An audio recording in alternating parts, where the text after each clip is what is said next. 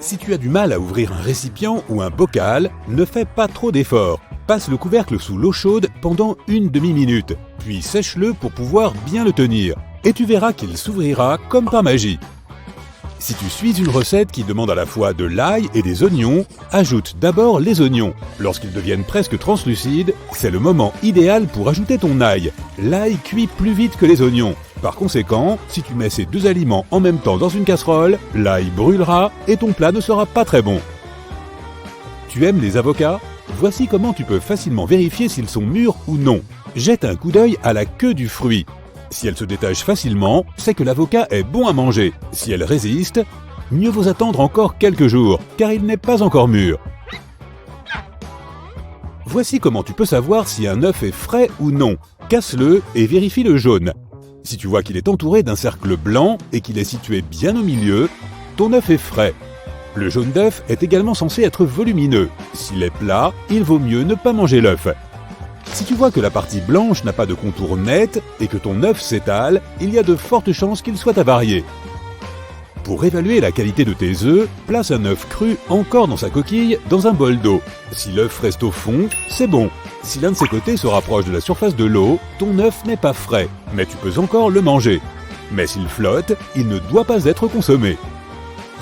On ne se brosse pas les dents le matin et le soir de la même manière. Il est important de se brosser les dents le matin, mais surtout pour avoir une haleine fraîche. Le soir, tu dois te brosser les dents plus soigneusement, tu empêcheras la prolifération des bactéries et protégeras tes gencives et tes dents. En parlant de mauvaise haleine, voici une bonne astuce pour t'en débarrasser en un clin d'œil. Les tranches de concombre. Si tu n'as pas de pastille à portée de main, il te suffit de manger une tranche de concombre pour résoudre ce problème.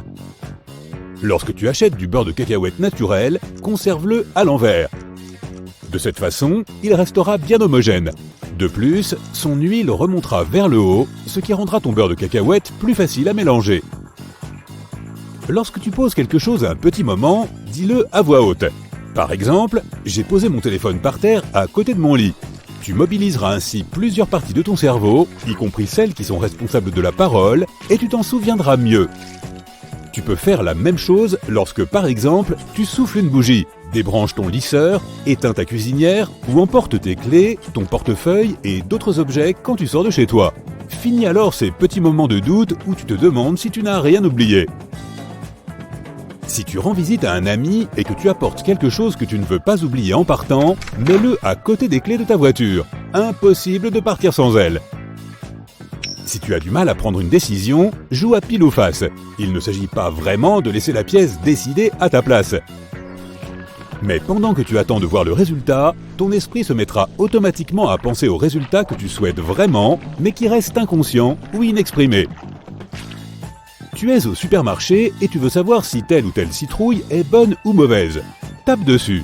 Est-ce que tu as l'impression qu'elle est vide à l'intérieur ? C'est un bon signe. Quant à l'extérieur, il doit être dur. Nous jetons parfois des aliments qui sont encore bons, comme le yaourt qui s'est stratifié. Tu sais cette couche de liquide sur le dessus ? C'est du petit lait et il contient des nutriments. Mélange ton yaourt pour le rendre homogène, tu peux encore le manger.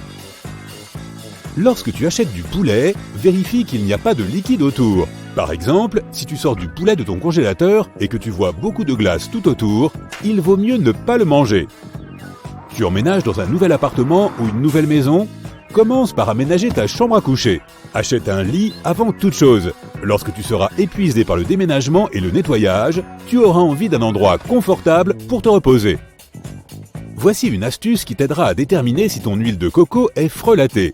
Laisse-la au réfrigérateur pendant une demi-heure. L'huile de coco devient solide à basse température. Les huiles frelatées se désagrègent et prennent l'aspect de couches séparées.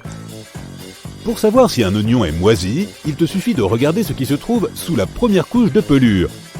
Tu vois des taches et la pelure est comme décolorée, c'est de la moisissure. Choisis-en un autre et épluche-le bien si tu n'en as qu'un. Il est possible de déterminer à l'œil nu si un citron est mûr ou non. Si sa peau est lisse et d'un jaune soutenu, il est mûr. Un teint verdâtre ainsi qu'une couleur jaune pâle indiquent qu'il n'est pas encore prêt à être consommé. Si tu veux profiter pleinement de ton café, il vaut mieux acheter des grains et les moudre toi-même. Ou demander au vendeur de le faire dans le magasin où tu achètes ton café. C'est la meilleure façon de s'assurer que le produit ne contient aucun des ajouts qui peuvent être présents dans un café moulu ordinaire. Si tu cherches un moyen simple de séparer les jaunes des blancs d'œufs, essaie ceci. Prends une bouteille en plastique propre et vide, casse un œuf dans un bol, serre la bouteille au-dessus du jaune d'œuf et relâche lentement. Tu créeras ainsi un vide qui fera glisser le jaune d'œuf dans la bouteille. Et voilà, le jaune et le blanc sont séparés. Et c'est facile. Imaginons que tu aies perdu une boucle d'oreille ou un autre petit objet dans la maison. Ton aspirateur peut t'aider, mais n'oublie pas d'utiliser un bas.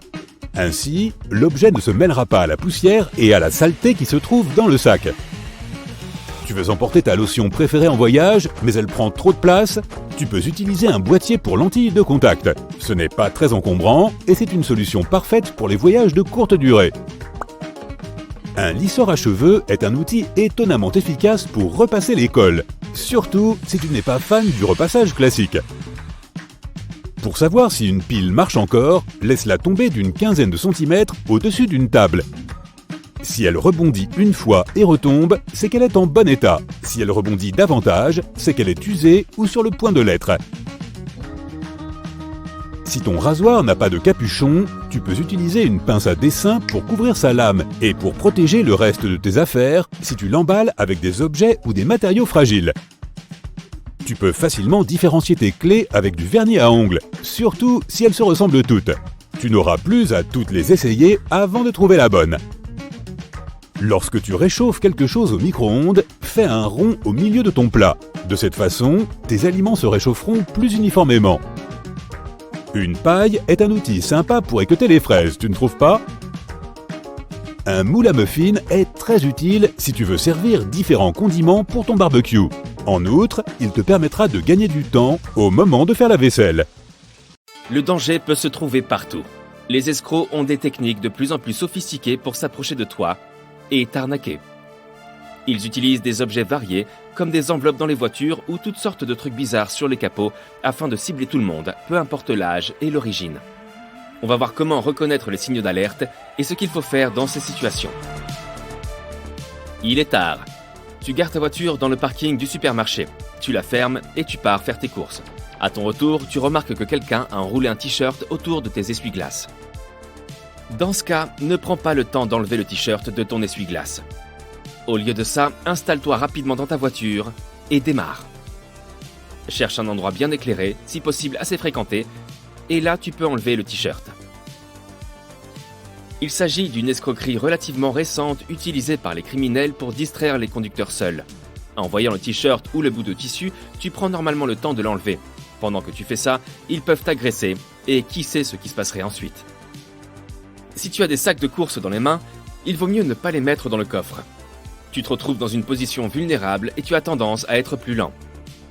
Mieux vaut tout balancer à l'arrière et ranger lorsque tu es en sécurité. Encore plus angoissant, le coût de l'enveloppe. Imagine que tu retournes à ta voiture et tu trouves une enveloppe à l'intérieur. Tu es certain d'avoir tout fermé en partant, donc quelqu'un a réussi à entrer. Tout d'abord, premier réflexe de sécurité, prendre la voiture et s'en aller immédiatement. Ensuite, mieux vaut jeter l'enveloppe sans même l'ouvrir. On ne sait pas ce qu'il peut y avoir à l'intérieur. Mais imaginons que tu sois trop curieux et que tu l'ouvres. Il se peut que tu y trouves un message du genre « Madame, Monsieur, nous avons testé la sécurité de votre voiture et les résultats sont décevants. Comme vous pouvez le voir, nous l'avons ouverte. Merci de bien vouloir payer ce test et nous vous enverrons un agent pour vous aider à installer un système de sécurité plus performant. » Heureusement qu'ils n'ont rien pris. Jette l'enveloppe et oublie le message. Si tu payes les arnaqueurs, ils vont continuer dans leur lancée et faire probablement pire. Le mieux, c'est d'aller chez son propre mécanicien et faire contrôler ou remplacer son système de sécurité si nécessaire. Une bouteille d'eau sur le capot indique également un grave danger. Comme le tissu sur l'essuie-glace, c'est une façon de te distraire et te faire sortir de la voiture. Mais cette fois, c'est encore pire. Même si tu laisses la bouteille ou toute autre chose là où elle est, et que tu démarres tout de suite pour rentrer chez toi, tu cours probablement un gros risque. Ceux qui ont posé la bouteille sur ton capot ont probablement installé un traceur GPS sur ta voiture. Donc, si tu rentres chez toi, ils peuvent te suivre. Il vaudrait mieux trouver un endroit très fréquenté et chercher ce traceur GPS. Ou aller directement au commissariat et demander à la police de s'en occuper. Quand un étranger te demande de le prendre en photo et te donne son téléphone, n'accepte pas tout de suite. Si la personne en question a l'air suspecte ou antipathique, il vaudrait mieux refuser gentiment. C'est probablement une escroquerie. Elle te donne son téléphone, tu allumes l'appareil photo et tu remarques qu'il ne fonctionne pas. Impossible de prendre la photo. Tu rends le téléphone à la personne qui t'accuse de le lui avoir cassé. Elle te demande de l'argent et fait un scandale. Dans cette situation, il faut essayer de ne pas paniquer et de ne surtout pas céder. Mieux vaut partir calmement. Il faut faire comprendre à cette personne que tu n'es pas tombé dans le panneau. Et si la personne devient trop agressive, à toi d'appeler la police. Les voleurs peuvent mettre des flyers, des journaux ou des autocollants sur ta porte. Ils peuvent aussi insérer des morceaux de papier ou des petits morceaux de plastique dans l'interstice de la porte.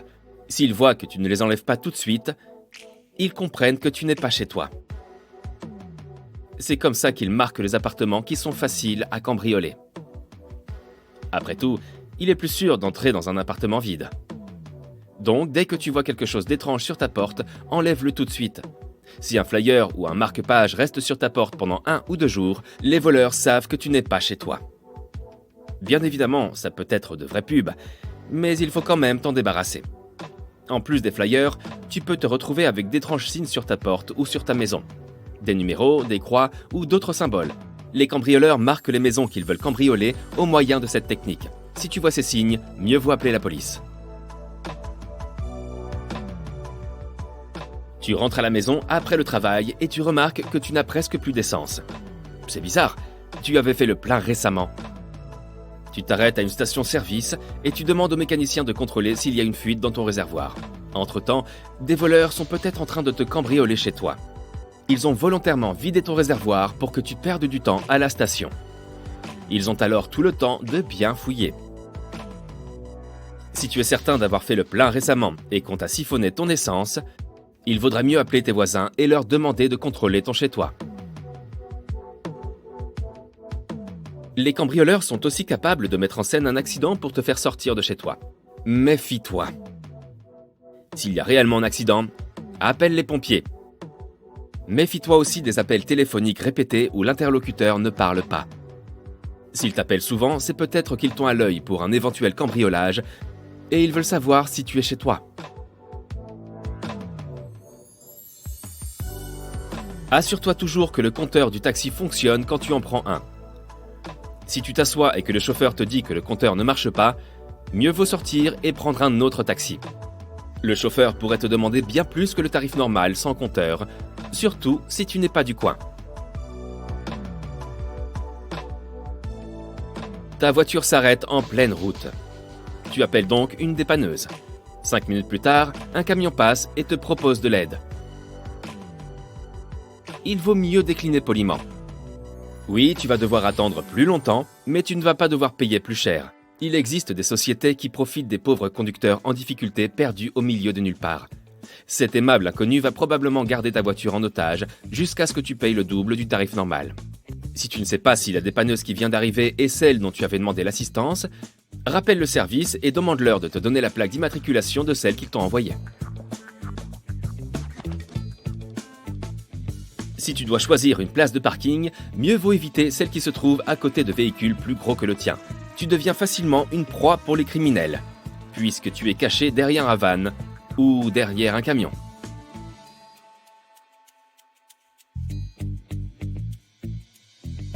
Quand quelqu'un t'appelle de la part de ta banque, sache qu'aucun employé ne te demanderait jamais ton numéro de compte, ton code PIN ou le code OTP que tu reçois sur ton téléphone.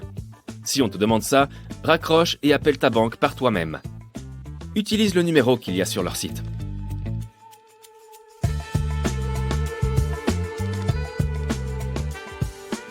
La seule façon sûre de payer quelque chose en ligne, c'est d'utiliser ta carte de crédit ou un e-wallet de confiance. Si on te demande de payer avec une méthode peu commune, comme avec un voucher, une carte cadeau ou un transfert sur un autre compte avec ton appli bancaire, il s'agit très probablement d'une escroquerie. Un vrai magasin en ligne ne te demanderait rien de tout ça, et il t'enverrait une facture électronique après la transaction. C'est parti! Accompagné de tes meilleurs amis, tu fonces sur l'autoroute. Soudain, l'un d'eux éteint la climatisation et baisse les vitres. Non! Il voulait t'aider à réduire tes frais d'essence et il a fait une erreur classique. Éteindre la climatisation pour laisser entrer la brise est une bonne chose lorsqu'on est coincé dans les bouchons. Mais quand on roule sur l'autoroute, cela crée une résistance dont on se passerait bien. Ta voiture va avoir besoin de plus d'énergie et tu consommes donc davantage de carburant. En revanche, lorsque tu poireautes dans les embouteillages, éteindre la clim n'est pas une mauvaise idée. Et oui, je sais, il fait chaud et ce n'est pas agréable. Mais tu voulais économiser de l'argent, non? Nous allons voir si tu sais faire preuve de bon sens. Tu as le choix entre deux itinéraires. L'un semble court et l'autre long sur ta carte. Lequel vas-tu choisir? Le premier, bien sûr, question de bon sens. Mais en fait, l'itinéraire le plus court n'est pas toujours le plus judicieux en termes de consommation d'essence. Tu dois choisir celui qui comporte le moins de panneaux stop, de feux rouges et d'embouteillages. Tu n'auras alors pas à accélérer et ralentir toutes les 2 minutes et tu feras des économies. Prépare donc ta route sagement. Certaines applications te donneront des infos sur la circulation en temps réel, d'autres te diront où sont les feux de signalisation. Tu as aussi un sac de sable, ton vieux lit gonflable, une paire de chaussures et 5 bidons d'eau dans ton coffre? Il vaut mieux te débarrasser de tout ça si tu veux faire des économies. En éliminant 45 kg de charges inutiles, tu réduis ta consommation d'essence d'environ 1% pour 4 litres selon le poids de ton véhicule. Plus tu es lourd, plus tu as besoin de carburant. Le calcul est tout simple. Freine et accélère moins. Conduire à une vitesse constante supérieure à 80 km/h te permet d'économiser de l'essence. Chaque fois que tu freines ou que tu accélères au feu rouge, tu fais travailler ton moteur. Et il se nourrit de carburant. De plus, une conduite agressive est généralement mal vue. Accélère donc lentement et freine en douceur jusqu'à l'arrêt. Ne passe pas de 0 à 100 d'un coup et ne freine pas brusquement. Ton régulateur de vitesse t'aidera à conduire tranquillement sur une autoroute ou un autre terrain plat. Dès que tu t'approches d'une colline ou d'une montagne, ce même régulateur de vitesse te fait consommer trop d'essence sans raison. Désactive-le donc et ralentis à mesure que tu montes. Puis accélère à nouveau lentement au moment de descendre. Ton moteur te remerciera. Gare ton véhicule à quelques rues de ta destination. La prochaine fois que tu deviendras fou en faisant le tour de ton pâté de maison à la recherche d'une place, tu comprendras mieux pourquoi. Si l'on prend en compte la frustration, le temps passé à chercher et, bien sûr, les frais d'essence engagés, on s'aperçoit qu'on peut très bien se garer à quelque distance des magasins, des bureaux ou des restaurants, selon l'occasion. N'attends pas la dernière minute pour faire le plein. Fais-le lorsque ton réservoir est aux 3/4 vide ou quand c'est tout simplement pratique pour toi. De cette façon, tu n'auras pas à te précipiter à la station-service la plus proche par crainte de soudain tomber en panne. Et tu auras le temps de faire des recherches. Il existe des applications qui t'indiquent les meilleurs prix pour l'essence dans la zone où tu te trouves. Parfois, ce sera un peu loin, à l'écart de tes itinéraires habituels, mais ce ne sera jamais sur l'autoroute. Une fois que tu as choisi la situation qui te convient, n'hésite pas à demander quelque chose. Inscris-toi à leur programme de fidélité, télécharge une application, prends une carte, tout ce qui te permettra d'obtenir une réduction, des points, des avantages. Certains magasins s'associent à des stations et te permettent, au moment de faire le plein, d'utiliser les points que tu as gagnés en faisant tes courses. Même quelques centimes par litre peuvent faire une différence, alors renseigne-toi. Tu as un véhicule hybride? Alors prête bien attention. Allume ta clim lorsque ta voiture est encore branchée sur le chargeur. Cela permettra de prolonger l'autonomie de ta voiture, ce qui signifie que tu dépenseras moins d'argent. Si tu possèdes l'un des modèles les plus récents, ton moteur s'arrêtera automatiquement lorsque tu attends à un feu. Si ce n'est pas le cas, évite de le laisser tourner, tu économiseras du carburant. Attendre qu'un feu passe au vert prend entre 45 et 120 secondes. Et démarrer ta voiture prend moins de 10 secondes. Si tu dois attendre plus de 10 secondes, arrête donc ton véhicule. En le faisant tourner, il consommera jusqu'à 2 litres d'essence supplémentaire par heure. Si la sécurité n'est pas l'une de tes principales préoccupations, prends au moins soin de ta voiture pour des raisons d'économie. Vérifie que tes pneus sont bien gonflés au moins une fois par mois. Sans ça, ils s'useront plus vite et tu risques de gaspiller de l'essence. Ton manuel te dira à quelle fréquence tu dois faire la mise au point de ton moteur. Cela dépend de l'âge et du modèle. Nettoie les filtres pour que ton véhicule consomme le moins de carburant possible. Utilise une huile appropriée, cela évitera à ton moteur de trop travailler et de consommer trop d'essence. Inutile de faire le plein de supercarburant à moins d'avoir un moteur très performant qui ne fonctionne qu'avec ce type d'essence. Cela te coûtera plus cher et ne permettra pas à ta voiture d'aller plus vite, d'être plus propre ou d'obtenir un meilleur rendement. Si ton manuel recommande l'utilisation d'essence super mais ne l'exige pas, choisis un carburant de qualité inférieure. Tu feras des économies supplémentaires. Nous avons fait des progrès au cours des dernières décennies. Ne t'inquiète donc pas de la qualité de l'essence ordinaire, elle est très bien. Si ta voiture est un peu vieille, vérifie le joint de ton bouchon d'essence. S'il est abîmé, il laissera passer de l'oxygène dans ton réservoir. Et alors, l'essence brûlera beaucoup plus vite. Il est possible de remplacer ce bouchon, mais les capteurs de ta voiture risquent de ne pas le reconnaître. À moins qu'ils ne proviennent du fabricant ou d'un fournisseur agréé. Si tu as une boîte de vitesse manuelle, tu as de la chance. Tu as un contrôle total sur ton régime, à savoir le nombre de tours par minute. Une vitesse inférieure se traduit par un régime plus élevé. Plus le régime est élevé, plus le moteur consomme de carburant. Il faut donc passer rapidement aux vitesses supérieures. Cela varie d'une voiture à l'autre, mais une solution optimale consisterait à passer à la deuxième vitesse à environ 24 km/h et à passer à la vitesse supérieure entre 48 et 56 km/h.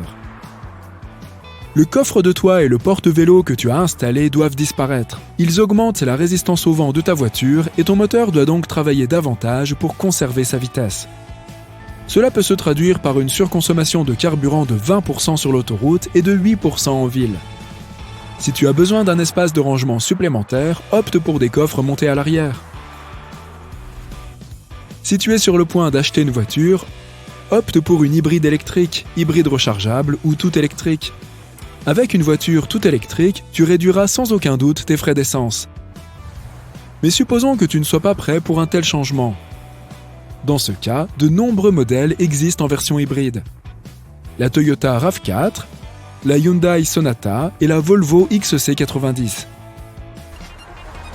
Et voici une astuce qui te permettra de réduire tes coûts de 100%. Prêt ? Ne prends pas ta voiture. Je vais m'expliquer. Fais-le à chaque fois que c'est possible. Va au travail à pied ou à vélo ou utilise les transports en commun. Si c'est trop pour toi, partage au moins la route et les frais d'essence avec des collègues qui habitent dans le même coin. Tu connais d'autres astuces pour économiser de l'essence ? Quelle est celle que tu préfères ? N'hésite pas à m'en faire part dans les commentaires ci-dessous. Waouh, tu es au cœur du désert du Sahara. Tu vas participer à un marathon. Depuis ce point, tu dois marcher 950 km vers l'est jusqu'au point de rendez-vous. Tu veux te prouver à toi-même que tu peux survivre dans n'importe quelle condition. La pleine mer, les terres glacées de l'Antarctique, la jungle amazonienne. Tu as été partout. Et maintenant, c'est au tour du désert brûlant. La clé du succès de toute expédition est la préparation. Tu prends donc un grand sac à dos rempli des affaires nécessaires. Une petite hache pour couper les branches sèches, une boussole, un sac de couchage. Tu ne peux pas compter sur le GPS car la connexion peut être perdue dans le désert. Des allumettes, une trousse de premiers secours, des comprimés de purification d'eau, une lampe de poche. Tu as aussi besoin d'un foulard, d'un bandana, de lunettes étanches qui protégeront tes yeux du sable et de vêtements légers qui peuvent couvrir tout ton corps.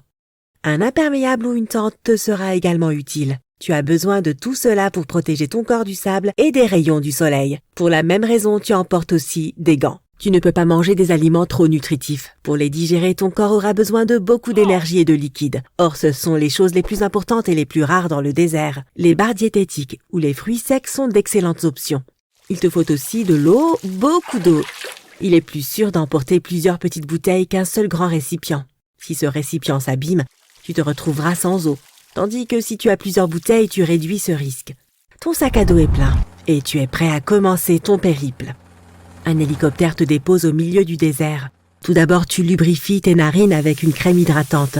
C'est nécessaire pour éviter que les muqueuses ne sèchent. L'air chaud peut te brûler le nez et tu ne veux pas respirer par la bouche pour ne pas perdre la précieuse humidité qui y règne. Tu marches quelques mètres et tu t'arrêtes. Ce serait une erreur de voyager dans un endroit aussi chaud pendant la journée. Tu vas commencer à transpirer et perdre beaucoup de liquide. Or, tes réserves d'eau sont limitées. Le moment idéal pour voyager est le soir et la nuit. À ce moment-là, il fait froid. Tu auras besoin de bouger davantage pour te réchauffer. Tu trouves donc un vieil arbre abattu et tu y attaches un auvent. Tu as créé une ombre, ce qui signifie que ton lieu de repos est prêt. Il est important de bouger le moins possible pour économiser ton énergie. Tu ouvres ta carte et sors ta boussole.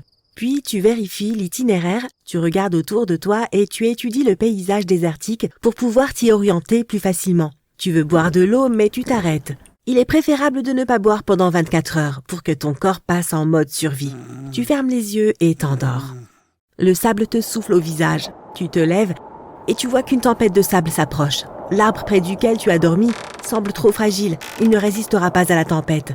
Tu as besoin d'un abri de toute urgence. Tu mets tes lunettes, tu attaches le foulard autour de ta tête et tu l'humidifies pour faciliter ta respiration. Si tu n'avais pas d'écharpe, tu devrais couvrir ton visage avec tes mains. Toutes les parties de ton corps doivent être protégées par des vêtements.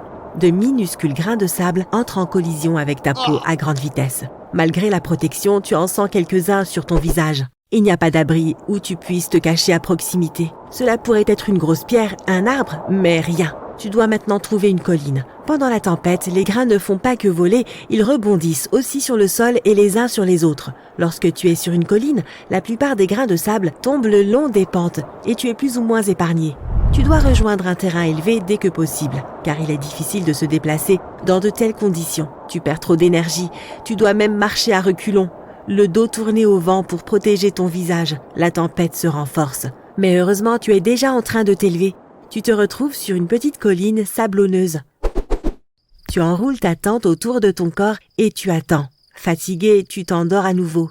Quelques heures passent, tu ouvres les yeux et tu entends le silence. La tempête est passée. Tu retires la tente, secoues le sable et inspectes les environs. Le soir se rapproche, le soleil n'est plus aussi chaud. Tu sors ta boussole et ta carte pour vérifier l'itinéraire. Mais l'instant d'après, tu découvres que la tempête de sable a complètement transformé le paysage environnant. Il est difficile de se diriger à l'aide de la carte lorsqu'il n'y a pas de point de repère familier. Tu peux facilement t'écarter du chemin et te perdre. Tu ne sais pas trop où aller. Mais tu as de l'eau et de la nourriture et d'autres personnes savent approximativement où tu te trouves. Dans ce cas, il est préférable pour toi de rester où tu es. Ils commenceront à te chercher et finalement te trouveront. Tu ne gaspilleras pas ton énergie et tes réserves. Mais tu regardes la boussole, la carte, et tu décides d'aller vers l'est. Tu es ici pour terminer le marathon, quoi qu'il en coûte. La nuit est assez froide, mais le mouvement constant t'aide à rester au chaud. Tu vérifies tes poches et t'aperçois que tu as perdu tes allumettes pendant la tempête. Puis tu vois un arbre sec devant toi. Tu coupes quelques-unes de ses branches et les attaches à ton sac à dos. En marchant, tu laisses des marques sur le sable. Ce sont les branches auxquelles tu as attaché des morceaux de tissu et que tu plantes dans le sol à intervalles réguliers. De cette façon, tu peux aider les sauveteurs à te retrouver si tu n'arrives pas au point de rendez-vous. C'est déjà l'aube. Le soleil est brûlant. Tu trouves un autre arbre, crée une ombre à l'aide de la tente, bois un peu d'eau et t'endors. La nuit venue, tu coupes les branches de l'arbre et tu erres à nouveau dans le désert. Il semble que tu sois perdu. Ton eau s'épuise plus vite que prévu. Tu grignotes une barre énergétique et ton corps réclame encore plus d'eau. Le plus important dans cette situation est de rester calme. La panique draine ton énergie. Tu essayes d'imaginer que le désert est ta maison et que tu le connais parfaitement. Cela te procure force et confiance. Tu trouves les ruines d'un vieux bâtiment et tu te caches dans son ombre. Ensuite, tu mets les branches en un seul tas et tu y mets le feu avec un miroir. Tu as besoin du feu pour que les sauveteurs remarquent la fumée. Malheureusement, il n'y a pas d'hélicoptère qui vole dans le ciel. Tu continues ton chemin la nuit suivante et tu découvres qu'il ne te reste qu'une seule bouteille d'eau. Tu essayes de manger le moins possible pour que ton corps ne gaspille pas d'énergie à digérer les aliments. Cela te rend plus faible. Ton objectif est maintenant de réapprovisionner tes réserves. Pour ce faire, tu dois attendre l'aube. Ensuite, tu regarderas le ciel, tu trouveras les nuages et tu iras dans cette direction. Là où il y a des nuages, il devrait y avoir de la vie et de l'eau. Mais très vite, tu comprends que le soleil est trop chaud. Tu as fait à nouveau de l'ombre, épuisé, tu t'allonges et t'endors rapidement. Le soleil a changé de position et brille maintenant droit sur toi. Sa chaleur te réveille, tu n'as plus d'eau, tu te lèves et cherches des pierres ou de la végétation. Tu peux obtenir un peu de liquide à partir de l'herbe, des plantes ou des buissons. Après les pluies, l'humidité reste longtemps sous les pierres. Retourne-les et vérifie, mais avec précaution. Des scorpions, des serpents et des araignées peuvent s'y cacher. Tu dois aussi inspecter le sable pour trouver des traces d'animaux ou d'insectes. Les animaux vont toujours vers les sources d'eau et tu dois les suivre. Mais sois très attentif. Il peut s'agir de traces de guépards ou de lycaons. Tu es trop faible pour te défendre contre eux. Tu dois repérer les animaux de loin et attendre qu'ils aient bu en premier. Tu trouves des empreintes de pas. Un groupe de hyènes tachetés marche au loin. Tu les suis lentement. Elles te mènent à une oasis. Tu attends pendant quelques heures qu'elles aient fini de boire. Finalement, elles quittent l'endroit et tu peux étancher ta soif à ton tour. N'oublie pas de mettre des tablettes de purification dans l'eau, mais même si tu ne les as pas, tu devrais quand même boire. Dans tous les cas, ça ne peut pas être pire. De plus, il est important de ne pas boire trop d'eau d'un coup. Ton corps est épuisé et ne peut pas assimiler une grande quantité de liquide rapidement. Tu bois donc lentement, par petites gorgées. Tu as l'impression de pouvoir faire cela pendant des heures. Ensuite, tu manges et verses de l'eau dans tes bouteilles. N'ayant plus faim, te sentant satisfait et heureux, tu t'endors à nouveau.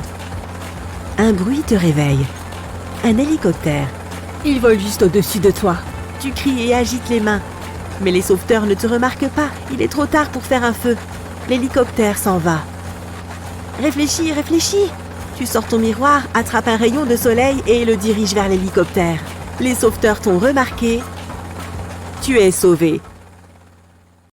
Tu peux transformer des allumettes ordinaires en allumettes étanches. Applique une fine couche de vernis à ongles sur tes allumettes et laisse sécher. Une fois qu'elles seront prêtes, elles resteront suffisamment sèches pour allumer un feu, même si tu les fais tomber dans l'eau. Si tu te perds quelque part pendant l'hiver et que tu as soif, ne mange pas de neige. Elle contient beaucoup plus d'air que d'eau, donc tu ne te sentiras pas beaucoup plus hydraté. Ton corps gaspillera en revanche beaucoup d'énergie pour essayer de la faire fondre. Pire encore, tu risques de faire baisser ta température corporelle et tu pourrais tomber en hypothermie.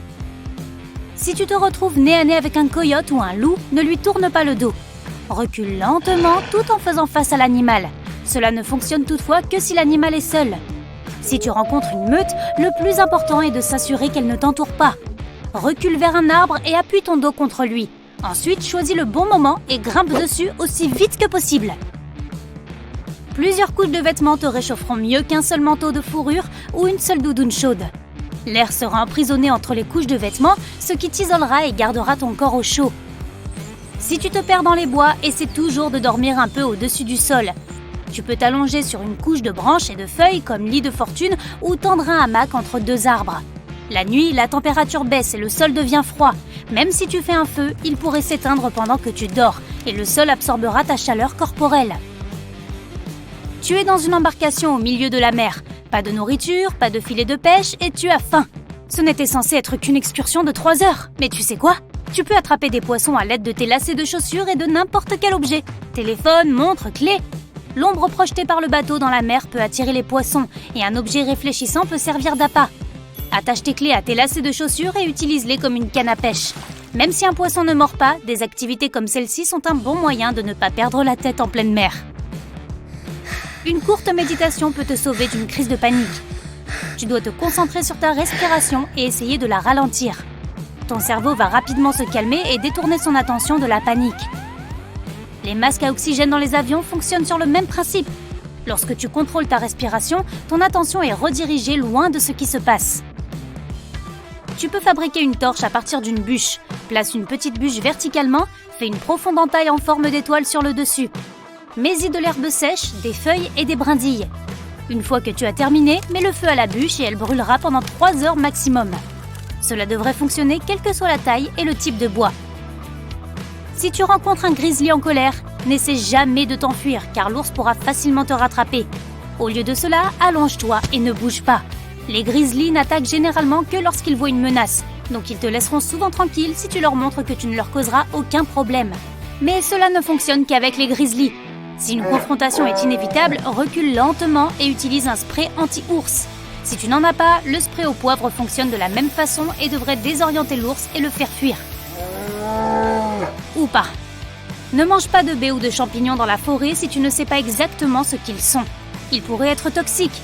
Si tu n'as pas d'autre choix, mange l'écorce intérieure des érables, des bouleaux et des pins pour remplir ton estomac. Utilise un couteau pour enlever l'écorce extérieure rugueuse et arriver à la substance blanche plus molle. Tu peux la faire bouillir pour la rendre encore plus molle ou la faire cuire sur un feu ouvert pour en faire un encas croustillant. Et si tu es vraiment affamé, tu peux manger des fourmis. Elles ne sont peut-être pas très appétissantes, mais elles sont plutôt nutritives. Si tu n'as pas de montre, tu peux utiliser tes doigts pour savoir combien de temps il reste avant le coucher du soleil.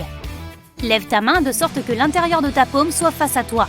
Tes doigts doivent se trouver entre le soleil et la ligne d'horizon. Regarde combien de doigts peuvent tenir dans cet espace. L'épaisseur d'un doigt correspond à environ 15 minutes. Tu peux donc calculer le temps qu'il reste avant le coucher du soleil. Si tu es perdu et que tu dois faire un feu pour attirer l'attention, jette-y beaucoup de branches de pin ou de cèdre, des pommes de pin et tout objet en caoutchouc inutile. Ton feu émettra plus de fumée noire, ce qui le rendra visible de loin. Si tu n'as pas d'eau dans le désert mais que tu as de la nourriture, essaie d'éviter de manger aussi longtemps que possible. Plus tu manges, plus tu as soif. Le corps a besoin de liquide pour digérer les aliments. Il utilisera donc le peu que tu as. Une personne peut vivre beaucoup plus longtemps sans nourriture que sans eau, alors n'aie pas peur d'être affamé. Tu as trouvé une énorme flaque d'eau sale dans la forêt. Si tu as désespérément besoin de boire, tu peux remplir ta bouteille et la filtrer pour en faire de l'eau potable. Pour la nettoyer, fabrique une corde faite de gaz ou de vêtements. Place une extrémité dans la bouteille d'eau sale et l'autre dans une bouteille vide. Très vite, l'eau propre s'écoulera dans la bouteille vide à travers la corde, tandis que les impuretés resteront dans la première.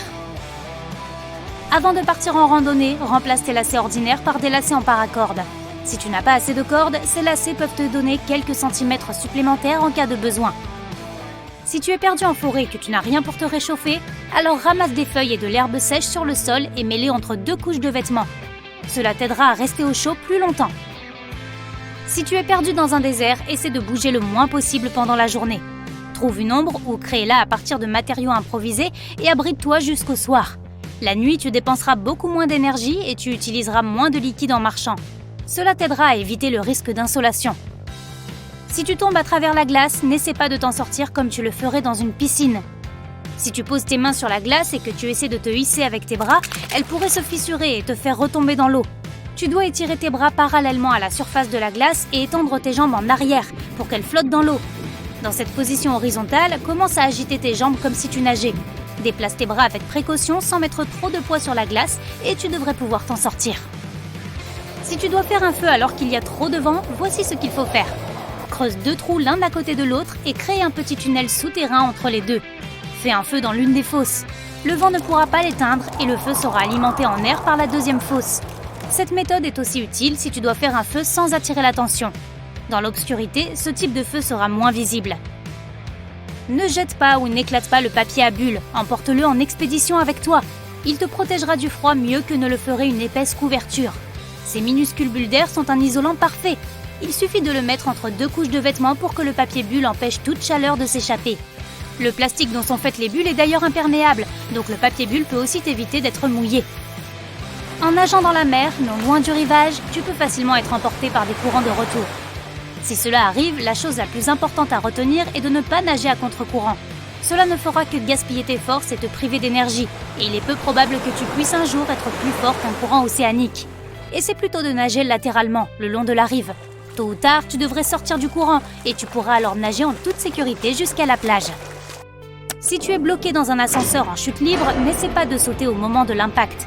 Ne te mets pas non plus en position assise ou debout. Tu dois t'allonger sur le sol face au plafond. Écarte tes jambes le plus possible, couvre ton visage avec une main et mets l'autre main derrière ta tête pour te protéger. Dans cette position, tu réduis la pression exercée sur ton corps lorsque tu tombes. Tu es perdu. Un hélicoptère de secours survole la forêt, mais tu n'as pas de fusée éclairante et tu n'as pas le temps de faire un feu. Utilise un petit miroir ou un écran de téléphone pour réfléchir la lumière du soleil. Dirige le faisceau lumineux vers l'hélicoptère. Les sauveteurs devraient remarquer le flash et voler vers toi pour te sauver.